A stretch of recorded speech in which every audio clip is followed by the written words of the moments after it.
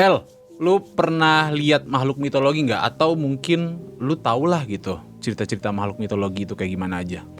Kalau lihat mah belum pernah ya. Ah ya, oke. Lihatnya paling di mana? Ya, di Kok film. lihatnya paling di mana? Iya, ya di film. Ya biasanya sih di film, di internet, by lukisan gitu loh. Ada yang lu suka? Gue tahu nih beberapa makhluk mitologi. Cuman salah satu yang gue suka tuh ada dia namanya Kraken. Dia tuh makhluk mitologi dari Nordik, yang dimana tuh asal dari Skandinavia. Nah gue tuh suka Kraken tuh karena keren aja gitu dia. Raksasa, besar, dan terlihat gagah gitu. Dan pelaut-pelaut tuh banyak takut kalau misalkan ketemu dia.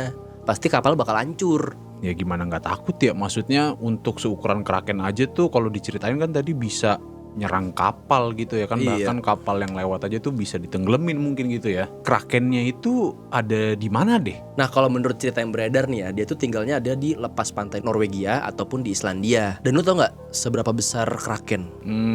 Seukuran kapal tongkang gitu. Enggak Ki, saking gedenya nih, pelaut-pelaut atau nelayan-nelayan yang ketemu sama Kraken, kan Krakennya sembunyi dulu nih pasti sebelum menampakkan dirinya kan, kelihatan punggungnya doang. Nah itu tuh bahkan sering dikira pulau saking gedenya. Gak kebayang ya kalau sampai segede gitu. Nah dia tuh bisa nyerang pakai lengannya gitu Ki, dan langsung ngancurin kapal-kapal yang ada di depannya. Tapi kalau misalkan cara itu nggak berhasil, dia bakal bikin pusaran air yang besar untuk menenggelamkan kapalnya. Wah, gue kalau ketemu binatang kayak gitu ya, gue udah lebih mending pasrah diri aja gue. Iyalah, udah pasti mati gak sih? Makanya.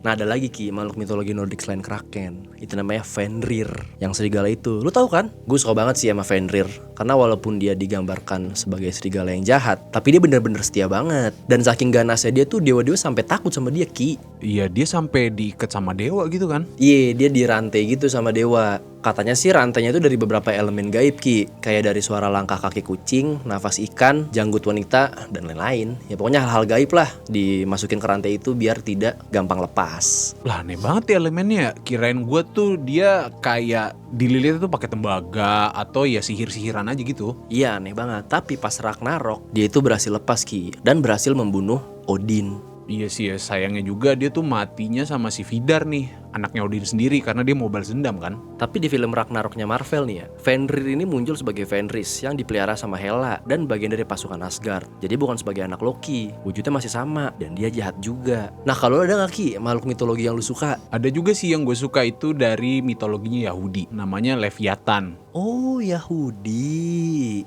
Gue kira makhluk mitologinya ya warga-warganya itu. Makhluk mitologinya Yahudi hidungnya mancung-mancung gak? Tete. Makhluk mitologi pada mata duitan. Nah kalau si Kraken ini kan dia based on mitologinya Skandinavia gitu ya kan. Dia nih rupanya ular yang tinggal di laut dan ukurannya tuh gede banget. Dia yang sama kayak Jormungandr itu kan, makhluk mitologi dari Nordik. Iya, hampir serupa. Dan si Leviathan ini kan digambarkan sebagai hewan penguasa laut. Kalau merujuk pada mitologinya Yahudi ini, Tuhan tuh pertama kali menciptakan hewan ini ada dua jenis, yaitu yang jantan dan yang betina. Tapi karena keberadaan mereka ini cukup mengkhawatirkan, akhirnya yang betina ini dibunuh supaya mereka nih nggak bisa reproduksi. Oh jadi biar nggak tambah banyak gitu ya. Serem juga sih kalau misalkan bisa ngancurin dunia. Ada ilmuwan yang nemuin 26 juta telur emas misterius itu di bawah gunung berapi bawah laut yang aktif di Kanada. Nah telur-telur ini tuh ditemukan di kedalaman yang lebih dari 3000 meter dan mungkin menggunakan panas gunung berapi untuk mengerami telur-telur itu. Nah terus apa hubungan sama Leviathan? Nah itu karena orang-orang tuh banyak yang berasumsi itu tuh telurnya Leviathan El. Karena dari letaknya yang itu jauh di dalam bawah laut dan ukurannya itu yang gak biasa. Buset, itu mah serem banget. Lu bayangin aja Ki, 26 juta Leviathan ada di laut. Ya semoga sih bukan ya. Tapi ada juga nih El, yang lain daripada Leviathan. Namanya tuh Zeus. Zeus? Apaan tuh? Baru denger gua. Dia ini tuh rupanya kayak burung El, tapi ukurannya juga besar. Nah saking besarnya ini kalau dia ngepakin sayapnya itu tuh bisa sampai nutup matahari. Tuh dunia bisa gelap tuh kalau misalkan dia terbang. Bahkan nih El, katanya ada pelaut yang ngelihat si Zeus ini tuh dari jauh. Nah mereka nih ngelihat si hewan ini tuh ada di atas air. Cuma nih mungkin karena saking besar ukurannya dia, ya air laut nih cuma nutupin kakinya doang. Sementara kepalanya itu tuh udah nyentuh langit. Nah kebayang sih gua kalau sampai sekarang masih ada ya. Dan katanya telur Zeus ini tuh pernah jatuh ke tanah dan pecah. Nah terus cairan dari telurnya ini tuh bisa ngebanjirin 60 kota dan guncangannya itu bisa menghancurkan 300 pohon. Pantes banget sih kalau emang telur segede itu ya. Orang burungnya aja kalau berdiri sampai langit. Terus dia ini makhluk baik apa jahat, Ki? Kalau menurut ceritanya ini tuh dia justru melindungi dari malapetaka El, kayak angin atau badai besar lah. Nah dia nih satu dari 3 makhluk legendaris. Nah salah satunya itu kan Leviathan sebagai penguasa laut, Behemoth yang merupakan penguasa darat, dan Zeus ini yang merupakan penguasa udara. Jadi ini mereka nih makhluk yang berkesinambungan ya. Walaupun si Leviathan tadi tuh digambarkan sebagai makhluk yang jahat. Bener banget. Ada lagi nih Ki, makhluk mitologi dari Jepang yang gue suka. Namanya Kitsune. Dia ini rubah yang terkenal, bisa berubah bentuk gitu Ki. Bisa jadi manusia dan sering banget jadi cewek cantik. Berarti lu kalau ketemu cewek yang cantik itu harus hati-hati El. Belum tentu dia orang, tapi justru si Kitsune. Itu mah lu otaknya cewek mulu. Si Kitsune ini penipu yang ulung banget Ki. Tapi walaupun dia licik, dia juga bisa jadi pelindung yang baik hati. Kitsune ini dapat kekuatan dan kebijaksanaannya seiring bertambahnya usia dan ditunjukin dengan tumbuhnya ekor. Lu pasti tahu kan rubah ekor 9? Oh iya tahu, ya kayak Kyuubi aja kan? Ya bener, sifatnya memang serupa, suka nakal, jahil, sama nipu orang lain. Gue juga pernah denger sih ada hewan mitologi yang serupa nih, cuman dia dari Korea. Namanya itu Gumiho. Karena banyak nih drakor-drakor yang ngangkat cerita mereka. Dan kebetulan Cina nih juga punya, namanya Hulijing. Dan lu tau gak, ada makhluk mitologi dari Jepang yang sifatnya mesum banget. Kayak lu dong. Anjing. Iya, tapi mesumnya nih kayak gimana? Ini makhluk emang gak jelas. Dan gue juga baru tahu namanya ini Kappa. Kappa ini bentuknya kayak manusia setengah kura-kura cuy. Nah dia ini warnanya hijau, punya kaki sama tangan, bisa berdiri, tapi punya cangkang sama sisik juga. Ah iya, kalau diciri-ciriin sih barusan ya memang humanoid banget ya. Cuman kalau dilihat-lihat tuh lucu gak sih harusnya nih hewan? Tapi dia nakal Ki. Dia itu suka nenggelamin orang sama hewan yang dekat-dekat sungai. Bahkan makan manusia Ki. Kappa nyari korban buat diminum darahnya, dimakan hatinya, dan mendapatkan kekuatan dengan mengambil Shirikodama. Ini tuh bola mitos yang katanya mengandung jiwa dan letaknya ada di dalam pantat. Dari nama sama perilakunya kayak nggak sesuai gitu dah. Mesumnya di mana nih dia? Jadi si Kappa ini suka banget memperkosa wanita. Kappa ini punya kebiasaan untuk memikat para perempuan-perempuan yang lagi ada di pinggir sungai dan ditarik dengan keterampilan gulatnya Ki. Jadi si Kappa ini jago gulat. Serem banget dah anjir, itu mah cabul beneran. Pantatnya sampai 3. Itu dia. Tapi si Kappa ini gak sepenuhnya jahat Ki. Dia ini bisa berteman sama manusia kalau dikasih hadiah berupa makan favoritnya, yaitu ketimun. Nah gue juga ada lagi nih El. Kali ini makhluk mitologi ini tuh berasal dari Mesopotamia kuno. Namanya Lamusu. Jadi dia nih bentukannya itu kepalanya manusia, badannya itu kayak banteng atau singa, dan dia nih punya sayap kayak elang. Dan dia nih digambarkan sebagai makhluk yang melindungi dari roh jahat karena dia ini membawa kedamaian dan keberuntungan. Nah terus dia ini juga ditugasin sebagai penjaga pintu masuk. Mereka ditempatin di depan pintu kuil atau istana, menghindari malapetaka aja. Oh kayak guardian gitu ya dia.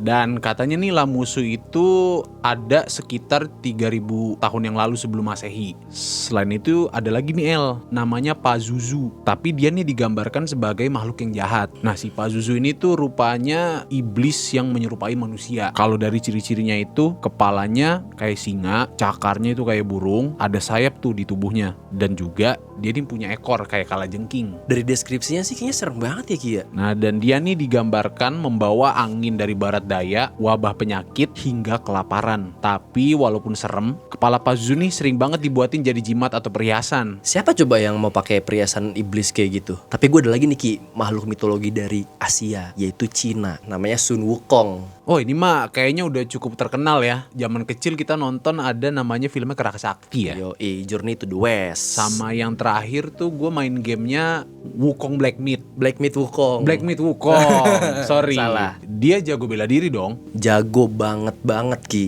Nah selain jago bela diri, dia juga bisa berubah bentuk. Tapi lu tau gak asal usul Sun Wukong nih dari mana? Waduh, gak tau lagi gue. Asal usul sebenarnya sih belum pasti ya. Tapi ada cerita yang bilang kalau ada batu yang tiba-tiba menghasilkan telur. Nah telur itu yang menghasilkan si Sun Wukong ini. Ya aneh sih, dia nih kerak, tapi masa iya dari telur sih? Justru kalau telur tuh yang gue tahu dari burung. Nah tapi ini kalau ngomong-ngomong burung, kayaknya tuh di Cina juga ada deh hewan mitologi yang kayak reptil atau burung itu. Itu apa ya? Bener Ki, emang ada makhluk mitologi yang rupanya seperti burung, yaitu namanya Feng Huang. Nah si Feng Huang ini tuh melambangkan sebagai simbol kemakmuran, kedamaian, dan juga keberuntungan. Dia ini serupa kayak burung phoenix Ki. Oh, burung phoenix dari Yunani. Cuman bedanya, kalau phoenix itu bisa mati dalam api, terus lahir lagi dari abunya. Nah, kalau Feng Huang ini burung abadi yang berumur panjang. Ya kurang lebih samalah bentuknya kayak phoenix dari Yunani. Kan tadi ngomong-ngomong kita udah ngomongin hewan-hewan atau makhluk mitologi yang asalnya itu dari luar ya. Nah sekarang kita coba nih beralih ke yang lokal. Kita nih selain budayanya yang kaya, tapi makhluk mitologi itu juga ada, El. Mantep juga tuh. Nah salah satunya ini ada makhluk mitologi yang bernama Barong. Kalau digambarkan nih dia bentuknya itu gagah, meskipun wujudnya itu menyerupai singa ya atau yang serem lah gitu. Justru Barong nih baik dan dia nih digambarkan sebagai sosok pelindung yang melambangkan kebaikan dan kebenaran. Gue juga penasaran banget sih sama si Barong. Gue pengen banget lihat pertunjukan aslinya, real life gitu loh. Dia nih kan ada dalam pertunjukan budaya di Bali nih, dan justru dalam pertunjukannya ini tuh sifatnya tuh sakral banget karena dia nih diceritakan dalam kisah pertempuran antara Barong dengan Rangda yang merupakan sosok ratu iblis. Nah, meskipun si Barong ini digambarkan sebagai singa, tapi ada juga nih bentukan lain dia tuh kayak naga, gajah, atau bahkan babi hutan. Nah, gue juga suka nih Ki, ada salah satu makhluk mitologi dari Indonesia, itu namanya Buto Ijo. Nah, lo tapi tahu nggak nih El, kalau Buto Ijo itu justru digambarkan sebagai sosok yang baik. Lah bukannya dia jahat ya? Dia itu kan raksasa yang suka mangsa anak-anak, perawakannya juga serem, warna ijo, rambutnya panjang, punya taring. Iya kan karena yang diceritain begitu. Tapi kalau dalam ceritanya Timun Mas, justru Buto Ijo tuh baik loh. Karena dia nih yang ngasih biji mentimun ke seorang ibu. Nah si ibu-ibu ini tuh gak punya anak dan akhirnya jadilah Timun Mas. Gue gak nyadar dah kalau itu Buto Ijo. Katanya Buto Ijo nih justru kepengen begitu si Timun Masnya udah gede buat dijadiin makanan. Le jahat dong akhirnya dia. Katanya baik. Nah di lain sisi, Buto Ijo nih digambarkan sebagai makhluk yang ngasih pertolongan ke manusia. Tapi tetap ada konsekuensi yang harus diterima. Tetap ada pesannya ya, jangan menerima pertolongan dari sembarangan orang. Nah bener banget. Nah dalam kepercayaan masyarakat Jawa, seseorang nih bisa dijadiin tumbalnya Buto Ijo buat memperkaya diri. Buto Ijo ini tuh bisa ditemuin di pohon beringin atau rumah-rumah yang kosong. Serem banget ya kalau harus pakai tumbal kayak gitu. Ngomongin pesugihan nih ya, babi ngepet juga makhluk mitologi dari Depok kan? Enggak sih El, itu nggak bisa disama-samain sama makhluk mitologi. Tapi gini ya, makhluk mitologi ini kan berasal dari cerita-cerita rakyat, legenda, bahkan mitos kan. Nah menurut lo kira-kira anomali-anomali yang terkenal sekarang tuh bakal jadi makhluk mitologi gak ya? Di beberapa ribu atau juta tahun ke depannya? Nah iya bisa juga nih yang dari Indonesia ada anomali dijadiin makhluk mitologi namanya cung cung cung cung sahur.